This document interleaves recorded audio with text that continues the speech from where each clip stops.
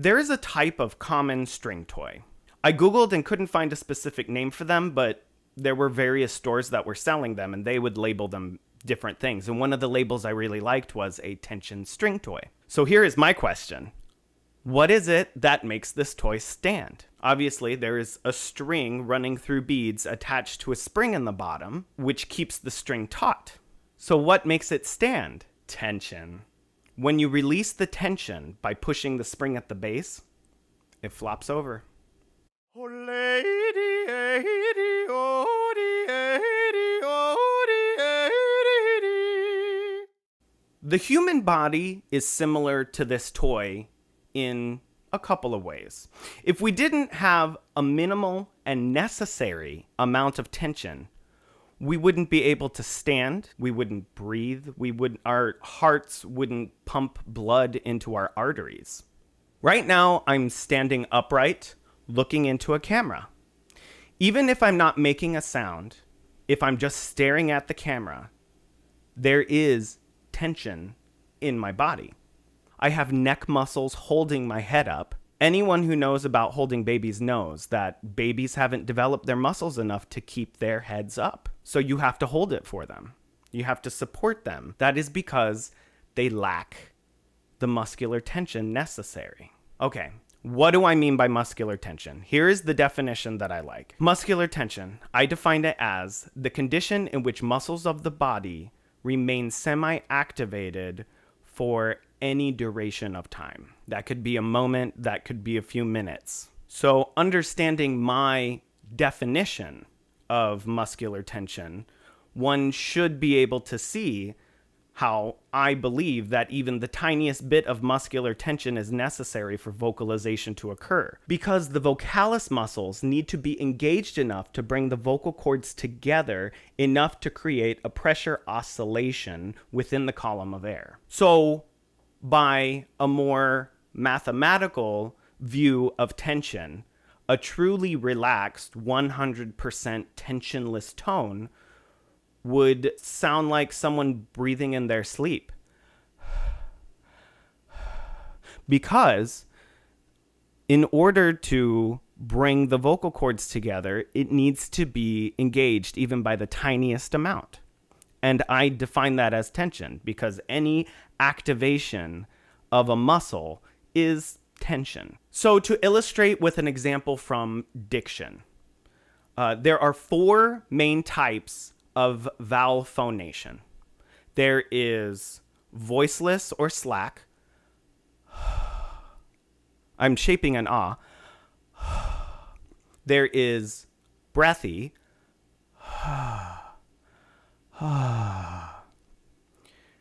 There is modal. Ah. Ah. And then there is creaky. Ah. Ah. Each four of these types of vowels require different degrees of tension put on the cords by the vocalis muscles. There are varying degrees of tension needed to bring the cords together in different ways. Consider the variable of the chord open-close ratio on a spectrum from 0 to 1. The voiceless slack belongs at 0 because there is no physical contact between the cords. They are completely open with no rate of closure. The cords don't close. The air just passes and it sounds like a sigh, like a breathless, well, not a breathless, a voiceless sigh. And 1 would produce no sound because it would be the equivalent of the Valsalva maneuver, or the cords fully closed with no rate of opening.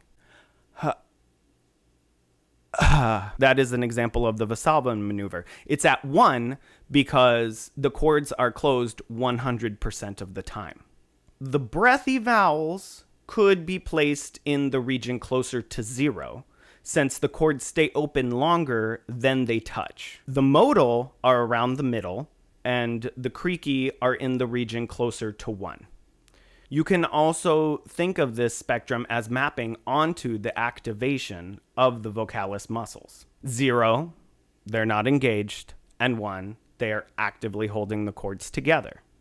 There is definitely a difference in tension between the two extremes. With this view, one can claim that the breathy or open ratio vowels require less muscular activation, i.e. tension, than the creaky or closed ratio vowels. Pitch also has variable tension.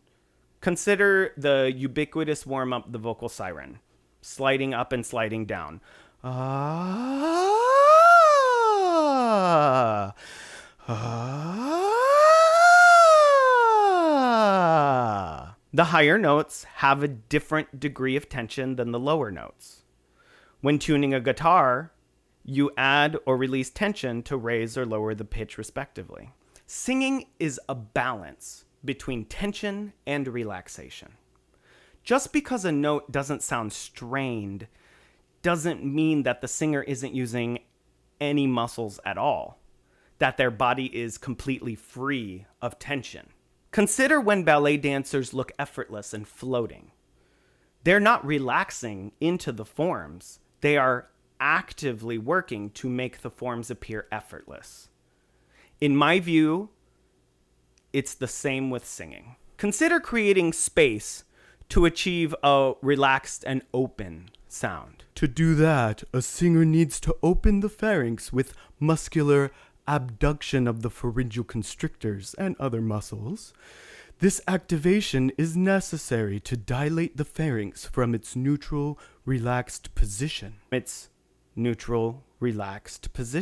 Every singer has been told at least once in their development that they didn't create enough space in the right place to properly resonate a note. That space requires a specific physical effort. One can't just relax their way to it.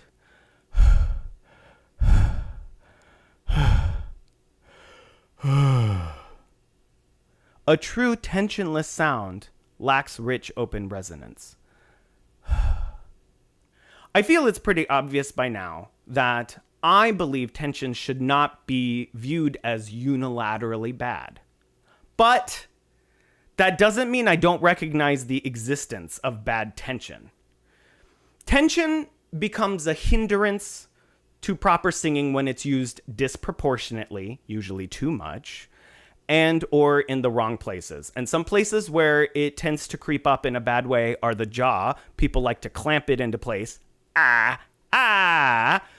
the tongue. Tongue tension is a very strange battle for a lot of people, but and also the larynx. The larynx can have an excess of tension.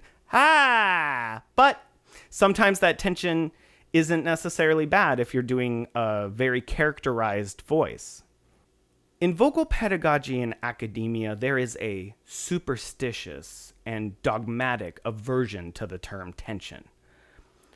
I find this diametrically dualistic view very troubling, and one of many reasons why I have developed my personal vocal engineering approach. To unilaterally label all tension as bad means that the necessary physical muscular effort necessary for good singing, that's bringing the chords together, that's standing upright, properly balanced, that is engaging the diaphragm appropriately, goes either ignored, misunderstood, or actively confuses objectively minded vocalists. Simply telling a singer that they have to relax into a high note while creating space is to request a physical paradox. And depending on the situation and the student, counterproductive. Good and necessary tension is sustainable and does not significantly tire the singer, but it is present and deserving of attention. If no tension, strictly speaking, were present, no sound would occur. Just like if ballet dancers weren't using their muscles, they wouldn't be able to hold a pose, merely collapse. Now, people have gotten very angry at me for using the word tension in another video to describe my interpretation of a famous tenor's technique. But when they insult me, telling me that, no, there never was any tension in his voice, you're a moron. I was called moron in multiple languages. Then that shows me that they do not have the more nuanced definition of tension that I do. To have such a one-dimensional definition of a term only keeps you from understanding more and improving further. By taking the dogmatic position that tension is only ever bad and good singing only happens without tension, you separate singing into two states, two discrete states: singing with tension or singing without tension. However, even in the slightest degree, your muscles have to be tense in order to have a sound, to stand upright, and to engage the diaphragm. A singer has to be able to gauge their breath support so that the air will blow out at a steady, appropriate rate. That is a type of tension, a sustained, balanced tension. And the vocal cords have to be brought together. And if you want to achieve an appropriate resonance, you need to appropriately shape the pharynx, what I call the bell. Conclusion and takeaway from this video. Tension should not be a black-white, on-off, good-bad, dualistic aspect of singing. Tension is a spectrum and should be understood by the singer as a spectrum. Singing is actively using the body to make a desired sound, not just letting the sound passively happening by relaxing into it. Good tension in singing moves the breath, engages the vocal cords, shapes the space, constructs the diction, and doesn't fatigue or damage the singer. Thank you for watching. I hope you liked this video. If you did, please subscribe. If you have comments, please feel free to comment. Until next time.